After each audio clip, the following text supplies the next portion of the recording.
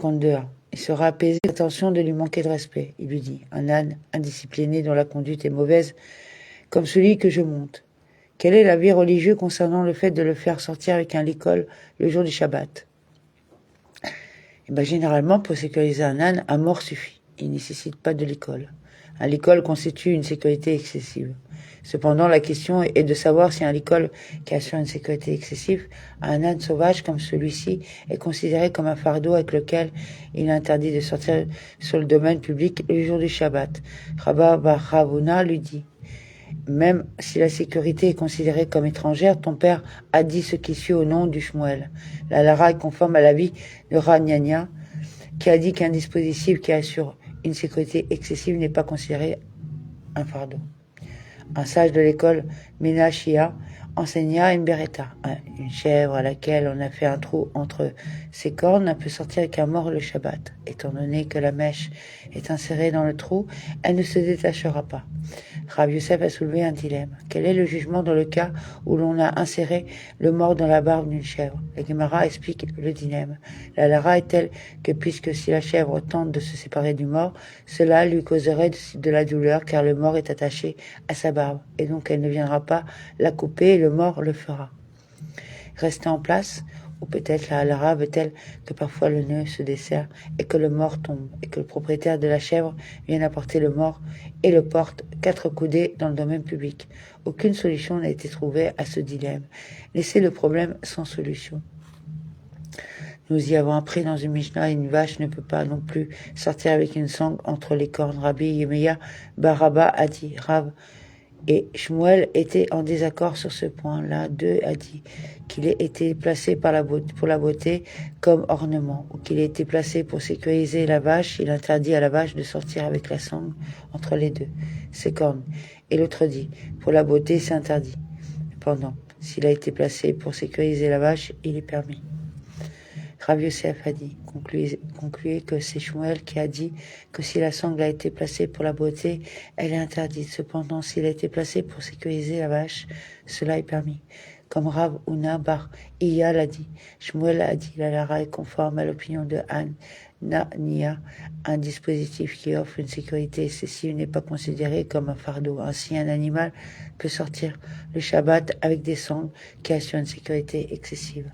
Abi lui dit, au contraire, conclut que c'est Shmuel qui a dit que ce soit placé pour la beauté, comme ornement, ou qu'il soit placé pour sécuriser la vache est interdit. Comme l'a dit Rabbi Yehuda, Shmuel a dit, les étudiants ont échangé leurs détails de la Mishnah devant Rabbi Yehuda Anassi, et ont demandé quelle est la lara concernant cet animal sortant le domaine public avec celle qui est autorisée pour cet animal. Et Rabbi Ishmael, fils de Rabbi Ozei, dit devant Rabbi Yehuda Anassi, ainsi a dit mon père, Rabbi Ozei, 4 animaux peuvent sortir avec un mort, le cheval, le mulet, le chameau et l'âne.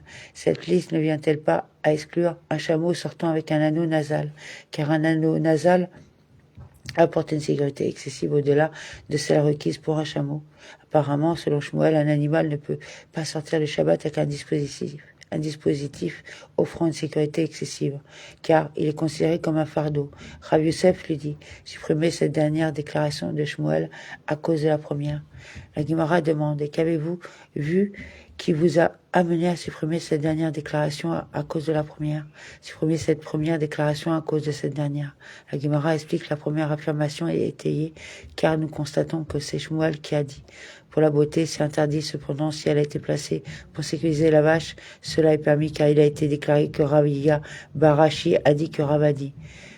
Que la sangle était placée pour la beauté ou qu'elle ait été placée pour sécuriser la vache, c'est interdit.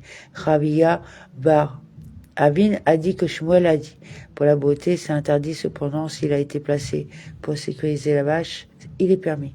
La Gemara soulève une objection de la part d'une beretta si son propriétaire attachait une génisse rousse avec ses rênes attachées aux morts. Elle reste apte à être utilisée dans le rituel de purification.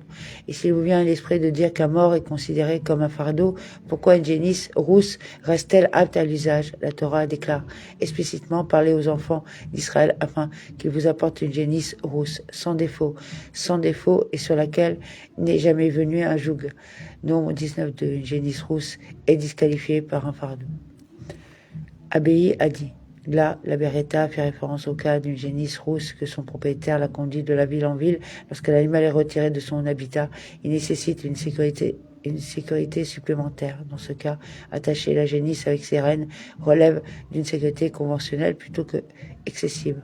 Par conséquent, le mort n'est pas considéré comme un fardeau. Rava a dit, une génisse rousse dont la valeur monétaire est élevée est différente et donc sécurisée avec plus de soin que les autres vaches. Ravina a dit, la Beretta fait référence à une génisse rousse, rebelle et têtue.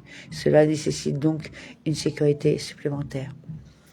Nous avons appris dans la Mishnah, un cheval peut sortir avec une chaîne autour du cou et de même, tous les animaux qui ont généralement des chaînes autour du cou lorsqu'ils sortent dans le domaine public peuvent sortir avec des chaînes le jour du Shabbat et peuvent être tirés par les chaînes.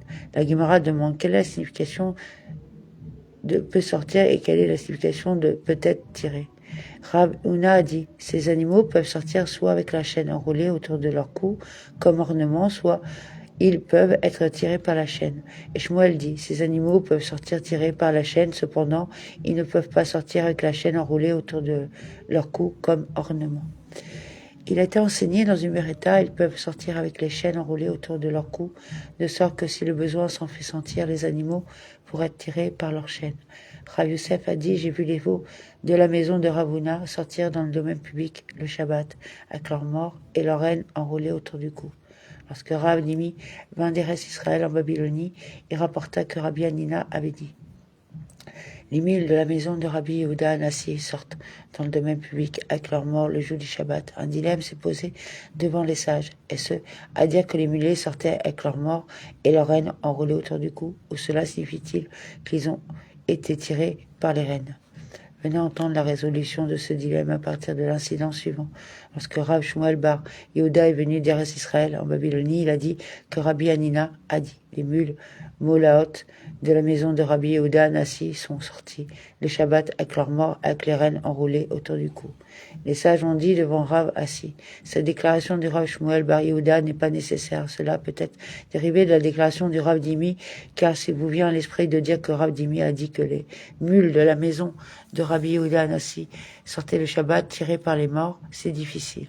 Il n'y a rien de nouveau dans cette déclaration, car elle peut découler de la déclaration selon laquelle Rav Yehuda a dit et Shmuel a dit.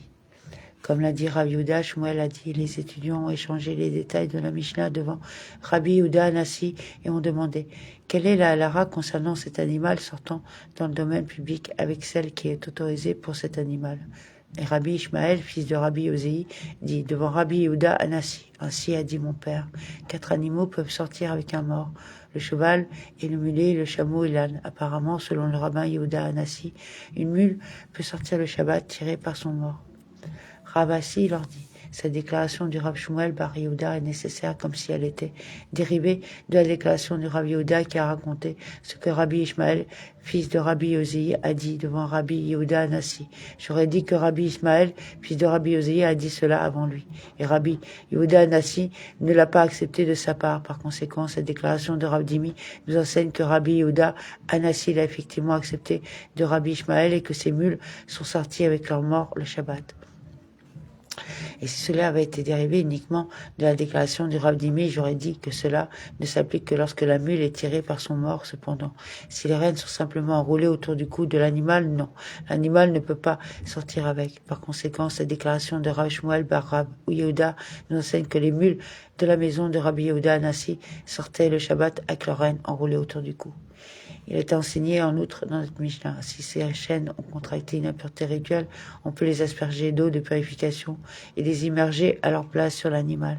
La Gemara demande, est-ce à dire que ces chaînes sont aptes à contracter l'impureté rituelle? N'avons-nous pas appris dans une Mishnah, une bague portée par une personne est rituellement impure. Cependant, l'anneau d'un animal, les anneaux d'ustensiles et tous les autres anneaux non portés par les personnes. Daf 52b sont rituellement purs.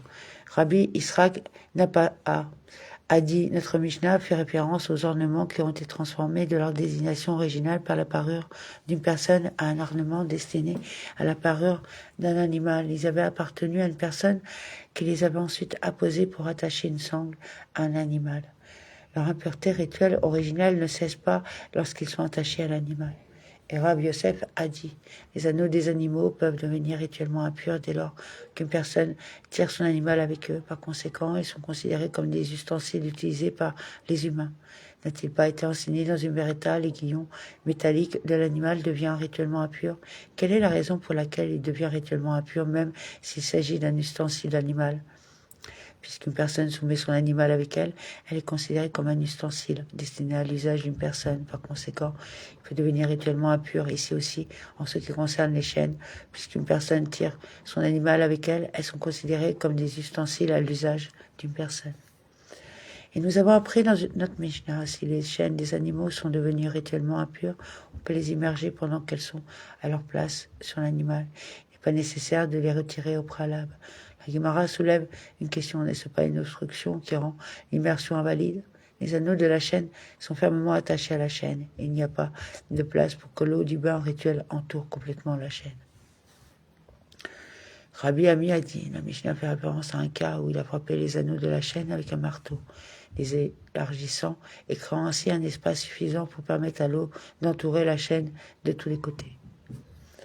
La Gemara demande, disons que Rabbi Ami soutient l'opinion de Rabbi Yosef, comme s'il était conforme à l'opinion du rabbin Yisrak Napar, qui a déclaré que notre Mishnah fait référence à des ornements qui ont été transformés de leur désignation originale pour la parure d'une personne à un ornement destiné à la parure d'un animal, et qui peuvent donc être rituellement impurs avec une impureté contractée, alors qu'elle était encore l'ornement d'une personne. C'est difficile. Depuis qu'il a frappé la chaîne, il a effectué une action qui en a altéré l'identité, et l'impureté aurait cessé, même sans immersion.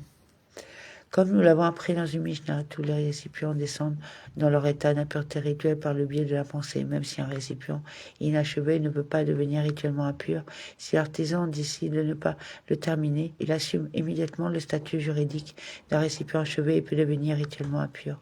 Cependant, ils ne sortent de leur état d'impureté rituelle que par le biais d'un changement résultant d'une action. Un récipient rituellement impur, une fois qu'il subit un changement physique, n'est plus rituellement impur. Marteler les anneaux est une action qui entraîne un changement physique. Par conséquent, la chaîne doit être rituellement pure sans immersion. La Gemara rejette cet argument en fait. Rabbi Ami pourrait interpréter la Mishnah tout comme l'a fait Rabbi Yisrak Napar, comme il le soutient conformément à l'opinion de Rabbi Yehuda, qui a déclaré qu'une action effectuée pour embellir un ustensile n'est pas une action capable de débarrasser cet ustensile de son impureté rituelle, comme cela a été enseigné dans une beretta. Rabbi Yehuda a dit, il n'a pas dit qu'une action qui effectue un changement physique purifie un ustensile de son impureté rituelle par rapport à une action effectuée pour améliorer un ustensile. Il a plutôt fait sa déclaration concernant une action effectuée pour ruiner l'ustensile. Cela a été enseigné dans une beretta. La Mishnah fait référence à un cas où les anneaux attachés à la chaîne sont bien espacés de sorte que l'eau entoure complètement les anneaux de la chaîne sans obstruction. Cela a été enseigné dans la Tosefta. Un certain disciple de la Haute-Galilée a demandé à Rabbi Eliezer, j'ai entendu dire qu'on fait la distinction entre un type d'anneau et un autre type d'anneau. Cependant, je ne sais pas à propos de quel alara cette distinction est faite. Rabbi Eliezer lui dit, peut-être n'avez-vous entendu cette distinction qu'à propos du Shabbat, un anneau de décoration peut être déplacé le jour du Shabbat et d'autres anneaux ne peuvent pas être déplacés, car en ce qui concerne la pureté rituelle, cet anneau et cet anneau sont une seule et même chose. Il n'y a aucune distinction entre eux. La Gemara soulève une objection en ce qui concerne la question de l'impureté rituelle. Ceci et cela sont-ils une seule et même chose? N'avons-nous pas appris dans une Mishnah une bague portée par une personne est rituellement impure?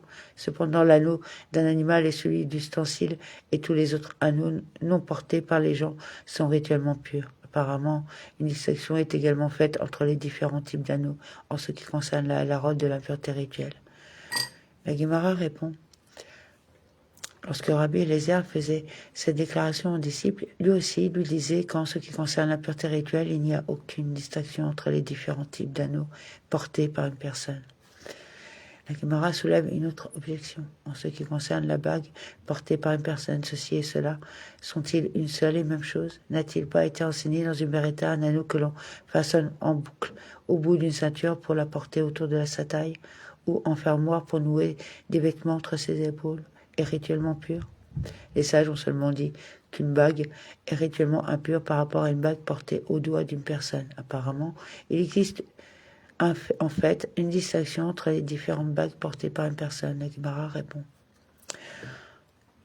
Lorsque Rabbi Eliezer faisait cette déclaration aux disciples, lui aussi lui disait qu'il n'y avait aucune distinction entre les différents types de bagues portées au doigt d'une personne. La Gemara soulève encore une autre objection. Et en ce qui concerne les bagues portées au doigt d'une personne, ceci et cela sont-ils une seule et même chose? N'avons-nous pas appris dans une Mishnah une bague en métal et son sceau en corail sont rituellement impurs? Le composant principal de l'anneau, le métal, est le facteur déterminant. Et un ustensile en métal peut devenir rituellement impur. Cependant, une bague en corail et son sceau en métal sont rituellement purs. Apparemment, il existe une distinction entre les différents types de bagues en ce qui concerne les impuretés rituelles. La Gemara répond.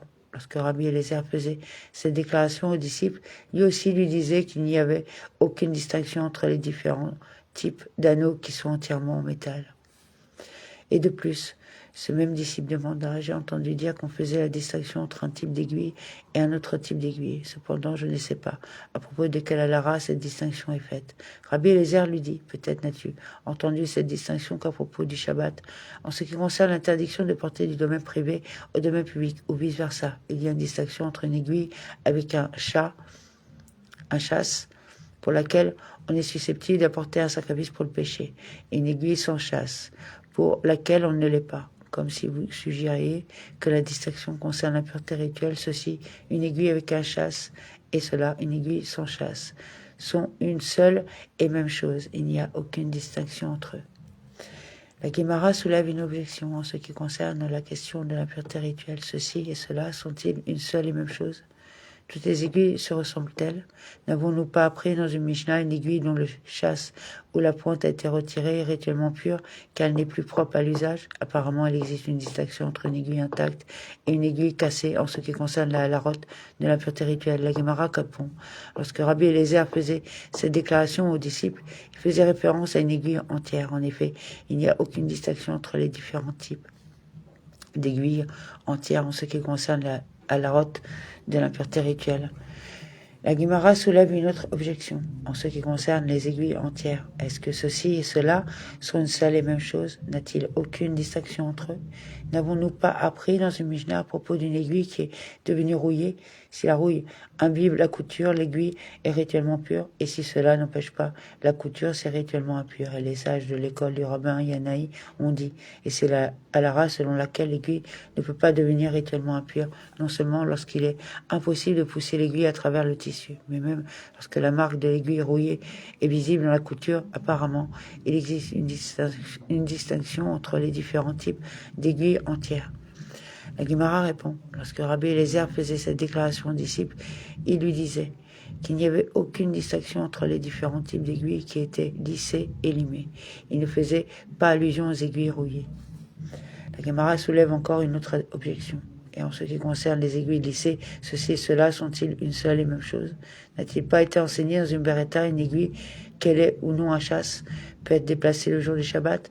Et nous avons seulement dit qu'une aiguille avec un chasse est différente en ce qui concerne la halarote de la pureté rituelle. Apparemment, il existe une distinction entre les différents types d'aiguilles lissées en ce qui concerne le halarote de l'impureté rituelle. La Gemara répond, Abéi n'a-t-il pas déjà interprété cette beretta conformément à l'opinion de Rava comme faisant référence à des aiguilles inachevées? Si une aiguille n'est pas finie et n'a pas été perforée pour créer un œil, elle ne peut pas devenir rituellement impure car ce n'est pas encore un ustensile. Cependant, si l'aiguille est terminée, qu'elle ait un chasse et soit utilisée pour coudre, ou qu'elle n'ait pas de chasse et soit utilisée comme épingle, elle est considérée comme un ustensile et peut donc devenir rituellement impure. Mishnah. Un âne peut sortir le Shabbat avec un tapis de sel qui le protège du froid lorsqu'il est attaché à l'animal. Il n'y a pas lieu de s'inquiéter de sa chute. Les béliers peuvent sortir du Lévuvin. Les brebis peuvent sortir chez Uzot, Kevulot et Kevunot. Tous ces termes sont discutés et expliqués dans la Gemara. Les chèvres peuvent sortir avec les mamelles liées. Rabbi Yosei interdit aux animaux de sortir avec tous ces objets, car il considère comme des fardeaux, à l'exception des brebis kevunot. Rabbi Yehuda dit, les chèvres peuvent sortir le Shabbat avec leurs mamelles liées, pour sécher leur production de lait et interrompre leur lactation, afin de faciliter la conception. Dans ce cas, elles sont nouées avec un nœud serré et permanent. Il n'y a aucune crainte qu'ils tombent dans le domaine public. Cependant, ils ne peuvent pas sortir avec leurs mamelles liées pour conserver leur lait, car, dans ce cas, elles sont liées de manière lâche. Amen. Donc, on continuera demain. Je vous remercie de votre écoute, de vos partages, toujours dédiés pour l'élévation de nos disparus, pour la guérison des malades dans le monde entier, pour la paix dans le monde, pour que tout le monde puisse manger à sa faim, avoir un toit sous la tête et de quoi se vêtir et de vivre décemment. Et pour la protection des enfants sacrés.